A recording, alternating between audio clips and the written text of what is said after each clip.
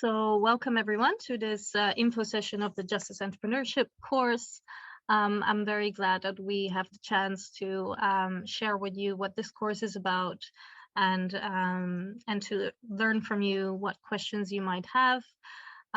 We have a very interesting group of people with us today, some students who also did this course already, and a few of the course conveners as well.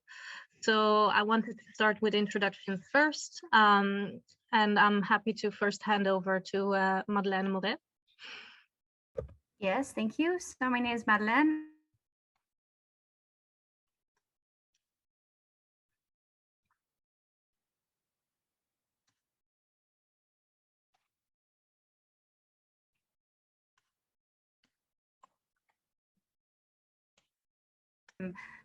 Put their knowledge into practice, and that's how I got connected to Natalie. And together with Natalie, last semester, we actually developed the course Justice Entrepreneurship together. And in the coming year, I will also act as one of the mentors. Thank you so much, Madeleine. Then I'll hand over to Frances Singleton. Hi, everybody. Apologies if there's a little bit of background noise in pursuit of good internet. I am currently sitting in a restaurant. The UK is not the best. But anyway, it's lovely to meet you all. My name is Frances. I am currently the matchmaker at the Law Hub. As part of the course, what I mostly help with is the pitching side of things and also the tech development part of this process. I have a background in law. I studied at Oxford University and then went on to work with a combination of both public and private entities in the legal tech space in the UK and in the Netherlands. Great. Then I'm happy to hand over to Joost Jansen. Yes, thank you. Well, good afternoon, Casper, and the rest who's watching it time later. My name is Joost Jansen. I'm a master's student of private law. And last period, I worked on legal crowd in the course Justice Entrepreneurship with my mate, Gabriel Polterak. I think I come back to you in a moment to do the pitch, and then I'm going to speak about my initiative a little bit longer. Great, thank you. Ginger? Hello, my name is Ginger. I participated in this course last semester. I did it for my master of private law, and I'm here to answer your questions at the end of the session. Great, thank you so much. Christiana? Hi, my name is Christiana, and as Joost and Ginger, I also participated in this course, and I participated in this course doing my master's in public international law, and I also will be answering the questions. Great, and Casper, would you like to share which studies you're doing? Yeah, I'm starting EPL this year. Right now I'm doing a business degree in Finland. I just finished it and I'm coming to Amsterdam this autumn. Great, great to hear. Welcome. So, and my name is Natalie Dijkman. I am the director of the Amsterdam Law Hub, and I am also the main coordinator of this course, the Justice Entrepreneurship course. My background is in Justice Entrepreneurship. I've started my own initiatives as well, so I speak from experience while we're guiding you through this course. So, to continue with what this course is about, I have a few different kind of statements and facts that I want to share with everyone who's listening in, because why we have this course really is rooted in some of the things that we're seeing around us in the justice sector and in modern society, such as that every year nearly 1 billion people face a justice problem. So there's many different justice issues that are being faced by people around the world, but that at the same time only 5% of legal problems really end up in the formal court system.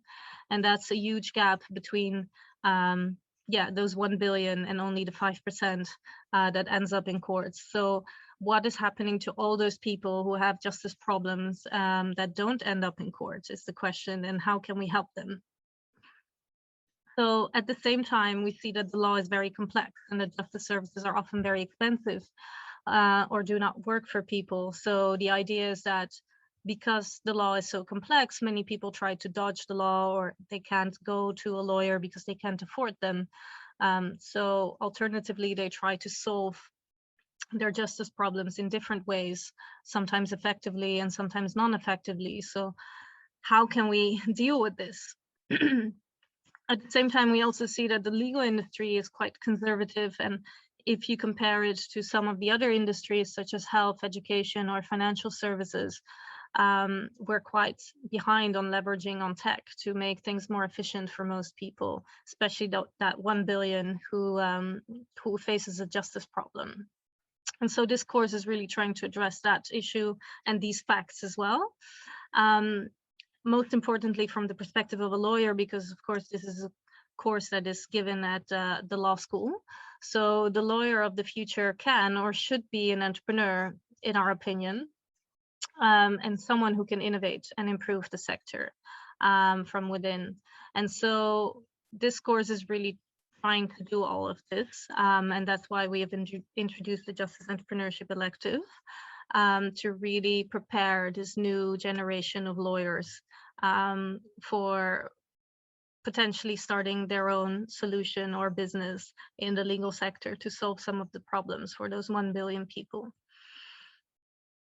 So to get more into the details, this course is supposed to help you consider potentially another career path, or setting up your own business or initiative in that sense. But at the very least, even if you're not interested in setting up your own business or startup, the course should help you to think as an entrepreneur and apply more creative methods within the company or organization you'll end up working. So when you think about what you will learn throughout this course, we've recently finished an evaluation with the last cohort of students, and we got a lot of interesting input on what people learned throughout this course. Some people said almost everything was new. Others said that at least working intensely in a team was rather new, a new skill set. Thinking creatively came up many times, pitching, presenting, interviewing, critically assessing. And thinking from the perspective of clients and society, which is really at the core of what legal design and human-centered design is about. So in this course, you will really research a legal problem you care about, and then brainstorm alternative solutions to solve it. You will develop a prototype and test it with potential clients. You will pitch your solution to an expert jury, and you will learn what human-centered design is and how legal design is impacting the legal sector, because that's really the groundwork of this course. The design thinking process is a process that started at the Stanford Law School. It was introduced by Margaret Hagan, which is a legal scholar in the field of design thinking, who really applied this method to the legal sector. And so we will be reading literature on that process that has now become a movement across the world, and especially in the Anglo-Saxon world in the field of law, which is a creative method to really test how a legal product or solution can be adapted to the needs of users and that could be citizens or clients. It starts from the empathize phase and goes all the way through to the assessment phase, where you really assess the prototype that you develop. So Hagan, who is depicted here in the corner left, made this schematic overview of what design is.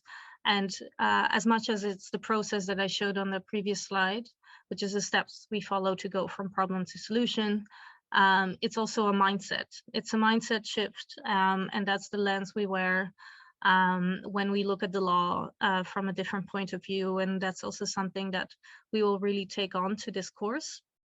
And the mechanics, which is more of the tools and frames that we give you during the seminars of this course, to really develop your own solution and to think from different perspectives on how the problem could be tackled. So how will it work? The course is usually taught on Mondays and Thursdays. On Mondays, we're looking at the more academic side of the course, the literature discussions, and we have guest lectures from different professionals. And then on Thursdays, we work on the seminars, so or working sessions, which will be on campus or in the Law Hub.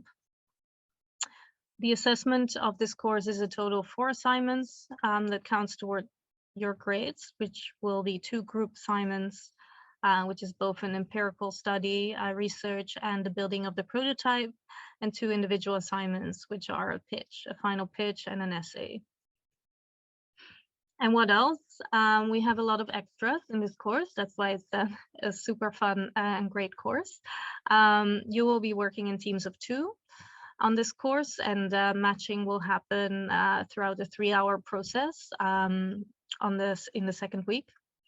Then we have weekly coaching for each team. So aside from the lectures and the seminars, you will also get coaching, one-on-one coaching with one of our coaches.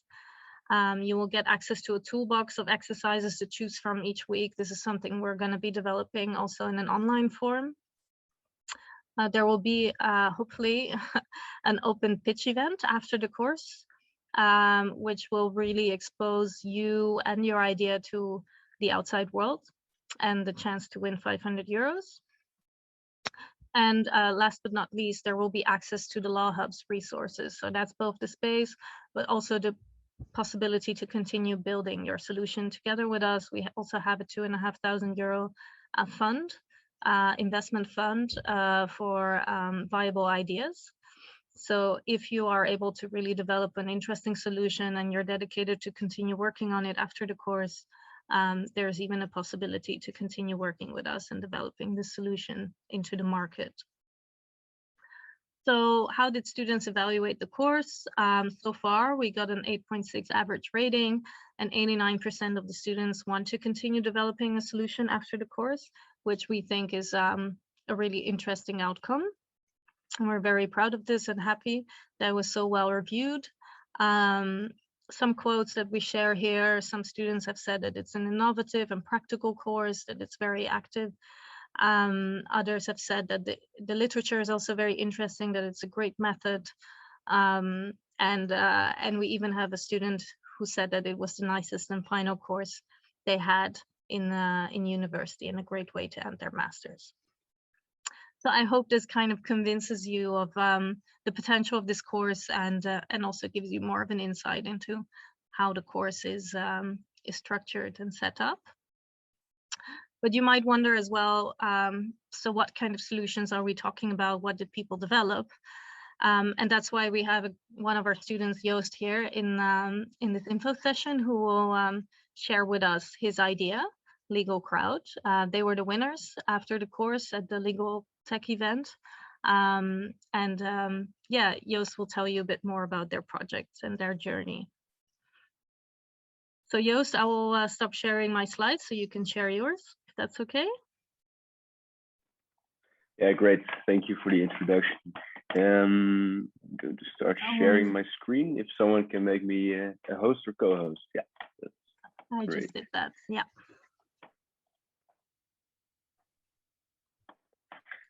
Does everyone see my slides right now?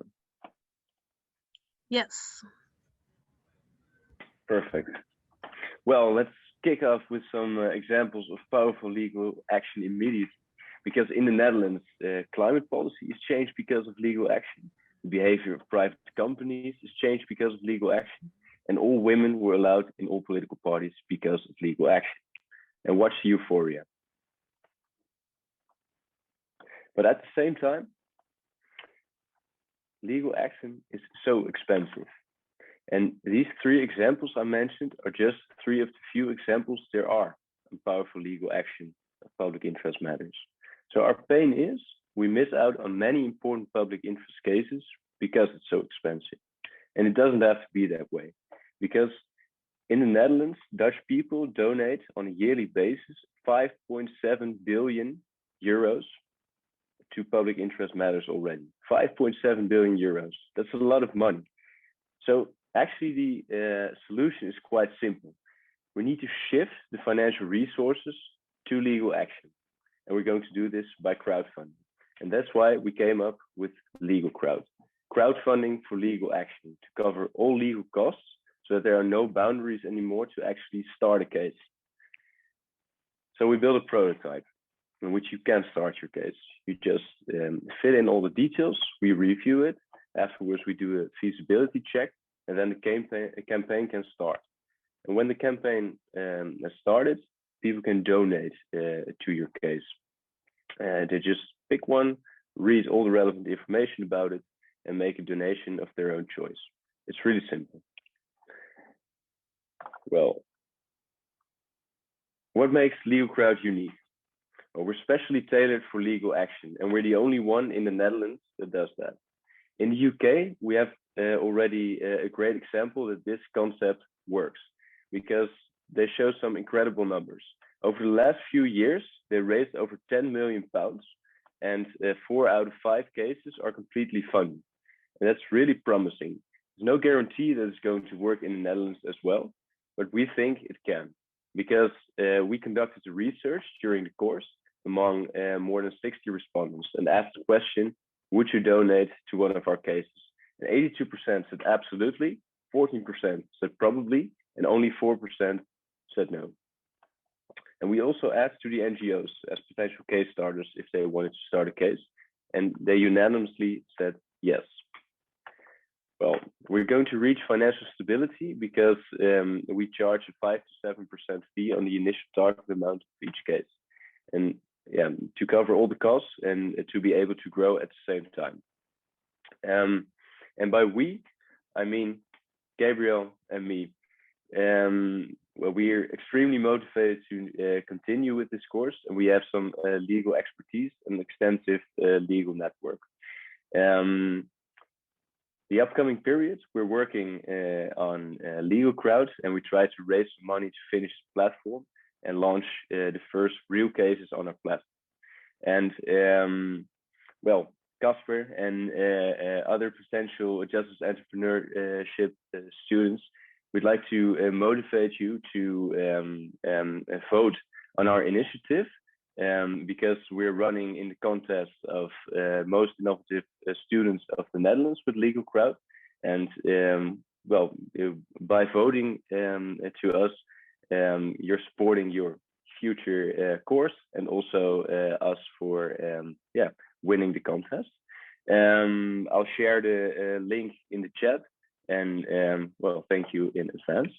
If there are some questions, you can ask it right now. Thank you, Joost, for your presentation. I actually made that picture, jokingly said that that would be your first picture of a very fruitful cooperation between you two, and I guess we were right. So I'm happy to have made that picture. I have a couple of questions, but I'll just check in, Casper, if you have any questions for Joost at this point. No, I don't think I have. I think it's a great idea. Okay, perfect. Well, that's good to hear. So Joost, I can imagine if you're a prospective student, you might be a bit overwhelmed by the fact that you already had this really interesting idea. Did you come to the course already having an idea, or was it something that you developed throughout the course? Well, actually, Gabriel and I both had an idea in our minds, and we talked with each other at the matching event, and we were both really enthusiastic about both our ideas. So, and afterwards we picked one. His idea was it actually, so I'm going to give him the credit. But you don't have to have an idea already, because in the first weeks, you're thinking about it, in a good way. But if you want to get everything out of the course, as much as possible, I guess from now on it's a good idea to keep a list with all the things you see and already think about it, so it makes the beginning a little bit easier. Yeah, so if I understand, like, it would be helpful, but it's not necessary to be able to follow the course. And Exactly. You won the prize from our final startup event. And as Natalie said, the Law Hub is also there to help initiatives grow further. How are you guys connected to the Law Hub in that sense? Sorry, the last thing I didn't hear because of the sorry. connection. That we try to also help students with their ideas after the course. So I was just wondering if you're still in touch with people from the Law Hub. yeah, we're in touch with Natalie and Francis.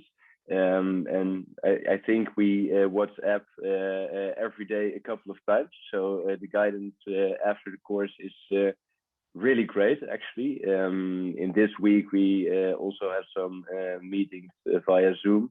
And yeah, because it's the beginning and we're really enthusiastic, yeah, it works so well and the guidance is perfect. So yeah, we have a lot of contact. Good to hear. I must set a realistic estimate, though, that it's probably not possible to help everyone in such an intensive way. But I guess it's also been the case that we had our startup with this course with a small group of students, which of course we want to help a lot. But it's nice to hear that the idea doesn't end at the course, but there are opportunities to keep working on the idea as well.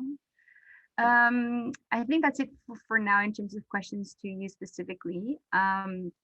I don't know if you can unshare your screen so Natalie can put it in the screen, because I guess it's also good to hear a little bit about the practical side of the course.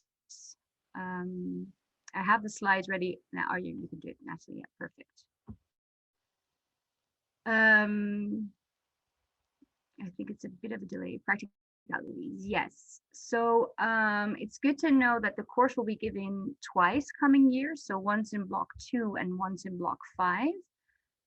So the registration for the first semester is going to start quite soon. The deadline is July 15th. So if you want to do this course in block 2, it's important that you enroll now. If you're interested in doing the course in block 5, you still have a bit of time until the registration opens for the second semester. The schedule for block 2 will most likely be twice a week, that's for sure, but probably on the Monday afternoon and the Thursday. Potentially the evening, we're trying to still fit in the course into the schedule. Whenever we have the definitive list of students, we'll basically sit together and see if there's a possibility to find a time slot during the day, because I think that has our preference. And if not, it will be an evening, but that's not 100% sure yet. I think all master students are required to do at least one ALP course, Amsterdam Law Practice course, within their master's program, and this is one of them, so that's also good to keep in mind. With the following master's programs, we have arranged that your credits that you get for the course, the 6cc, actually count towards your degree, and those are arbeidsrecht, privaatrecht, 2 tracks, and European private law. It doesn't mean that the course is only open for students from these particular masters, so you can also join from another master. It then just is not 100% certain that you actually get the credits and that they will count. You will get the credits, but not sure if they count towards your degree. So we always advise whenever you're in a different situation to check with your own master's programs administration beforehand, just to double check and see how this course is related to your program. It's also good to know that it is a selective course. That means that if we have more students interested, then the amount that we can actually host, we will have to select based on motivation and on CV. So maybe to the next slide. So how to apply? You have to write a motivation letter and your CV and email it to the Amsterdam Law Hub before July 31st. And then based on all the applications we get, we'll make a selection and we'll let you know before the start of the coming academic year. And also, if you want more information, check out the website of the Law Hub. And we also listed our email addresses, so mine and Natalie's. I will be on leave a little bit in July as well, so you could get an out of office, but I guess between Natalie and myself, probably you will be able to get a answer quite soon. And please do feel free, because it's a bit of a different course and it's a new course. So if you have any questions or concerns, feel free to contact us, because we would love to answer your questions. Okay, then I guess we're approaching the last section of the this information session. So I wanted to ask a couple questions to Ginger and Christiana, as well as being former students. Christiana, could you maybe share what your motivation was in terms of joining this course? Yes, of course. So my main motivation came from also my previous background that I did with non-governmental organizations. But also, I think when I saw this course, it was something really unique. And I didn't know what is legal design. I knew what was design thinking, but how it applies to the legal field, I didn't know. And in comparison to other courses that I took in my master's public international law, that is something different, something, as was also said before, interesting how to end your year of the master program, add skills that are not usually maybe associated with the lawyers, and get to know amazing people with amazing ideas. Nice. And Ginger, so the course is set up that you work in a duo, so you work with another student. How did you experience that? And please be honest. Well, at first I was a bit scared from, well, I have to work with someone together. How will that go? But we had some like dating events, and actually it was really fun. And you meet a lot of people, and you talk about your interests, and then at once you have a connection with someone, and you think, well, I would like to work with him or her. And so I actually was very enthusiastic about it, and it actually went very well. We had both our expertises, and we actually we're a great team together. Nice, good to hear. And Christiana, so as we also said, it's quite of a special course. So there's a lot of stuff that we expect from our students. Like, how would you view it in terms of workload? I think the workload was optimal. Also in comparison to other courses that you have to take. It's also maybe fast-paced because you have to dedicate at least an hour, I think, in a day to this course because of the questions that we needed to ask, interview people. You have to be quick on your feet. It will not take maybe that much time when you put it all together, but I would say that my best advice would be at least 1 hour a day dedicated for this course, and then everything will be fine. Yeah, because we expect students to also, for example, proactively plan interviews and things like that, and then you're also dependent on someone else's schedule. So it is indeed the case that, some kind of flexibility is preferred to be able to work on it on different hours. And Joost, what do you think, like, the biggest skill was that you developed? Not necessarily new, or at least improved during this specific course? Well, I think interviewing people, I never did that before. But yeah, it was great to experience the interviews with people and actually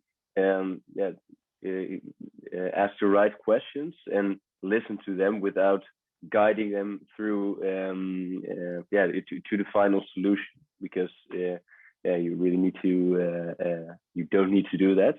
So that's what I learned. And also working together, because you depend on your teammate a lot. I think in no other course you learn the skill so good as working together in this course. So that are two skills I learned the most, I guess. So I guess in this presentation, we've tried to share a bit about legal design in general and how the course is set up and practical things, and also a bit of a student experience. For the 3 former students that were here, is there any information that you felt we missed, or something that you want to add? Do you think it's important?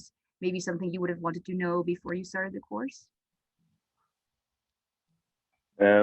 Well, if I may add, I think this course is a unique opportunity, because no other course is the same as this. And for me, it was the most enjoyable course of my studies. And what you put in, you get out, because the guidance and tools you get are fantastic with this course. So I would recommend it to everyone who has interest in entrepreneurial skills developing. Yes.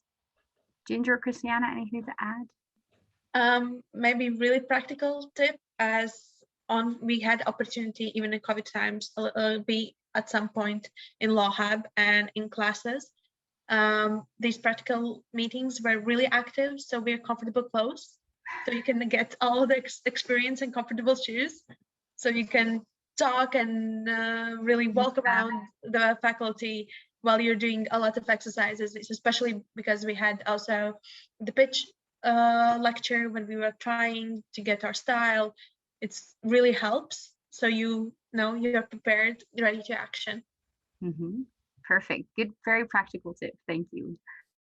Ginger, anything to add? I think you learn a lot about yourself too. That makes it a valuable course also. And can you explain a little bit about what you mean about yourself? I never thought I would be able to build a website. I never thought I would be able to work so intense with someone else. So I think it's really helped me to learn about myself and my abilities to do something. Well, that's also very good to hear. I'm just taking in Casper. Do you have any additional questions you want to pose at this point? Yeah, I have one practical question. Like when I apply for the course and the course registration opens next week, I think, like, do I register for the course like already when I apply, or like do I do it afterwards when I have gotten the confirmation? Yeah, so it's not listed officially because it's a different type of course. So what I would advise you to do is make sure to enroll for enough courses through the enrollment system, because in the rare opportunity case, it would happen that we have too many applications and you would not be selected for whatever reason. It's always good to have a backup option. So as far as I'm aware, we're not listed in the system yet because it's a selected course. So my suggestion would be to make sure to enroll for at least another elective in the case that this wouldn't go through. All right. Yes. Any other questions? No, I thought, you said one practical question. Perfect. Okay, then I think we can end the session. I hope for those listening, this was informative. And again, feel free to contact Natalie or Francis or myself, or through our personal emails or through the Law Hub email address.